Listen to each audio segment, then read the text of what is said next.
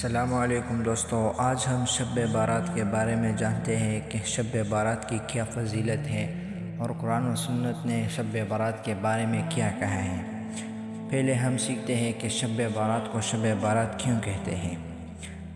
بارات کا معنی آزادی و خلاصی کے ہیں۔ اس رات کو شب بارات اس لیے کہتے ہیں کہ اللہ رب العزت بے شمار لوگوں کو جہنم سے برات و خلاصی کے فیصلے فرماتے ہیں۔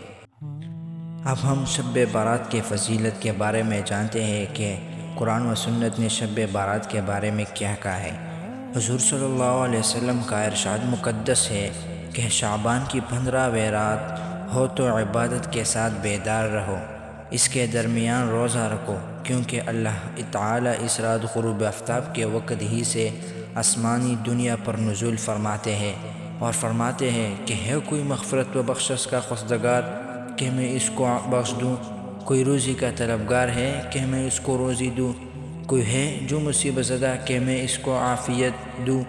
جب وہ عافیت کی دعا مانگے، صبح صادق تک اسی طرح اعلان رحمت ہوتا رہتا۔ حضرت عائشہ رضی اللہ تعالیٰ عنہ فرماتی ہے کہ میں نے اس رات حضور اکرم صلی اللہ علیہ وسلم کو سجدہ میں یہ دعا مانگتے ہوئے سنا: اللہم انی اعوذ بعفوک من عتابک واعوذ برضاک من سخطک واعوذ بک منک جل وجہک لا احصی ثناء علیک انت کما اثنیت علی نفسک۔ حضور اکرم صلی اللہ علیہ وسلم کی دعائیں بھی انتہائی جامعہ ہیں۔ ان میں سے ایک یہ بھی ہے۔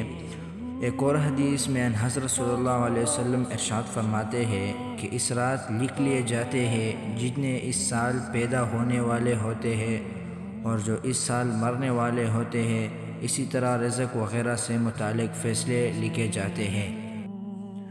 اب وہ کون لوگ ہیں جو اس بابرکت رات میں بھی نہیں بخشے گا؟ حضور صلی اللہ علیہ وسلم ارشاد فرماتے ہیں کہ اس رات میں بھی بعض محروم و بدقسمت لوگوں کی بخشش نہیں ہوتی۔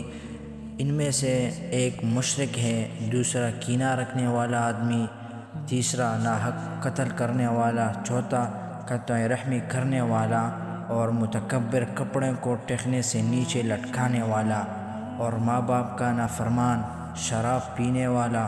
علماء فرماتے ہیں کہ اس رات میں صغیرہ گناہ تو معاف ہو جاتے ہیں مگر کبیرہ گناہ بغیر توبہ کے معاف نہیں ہوتے۔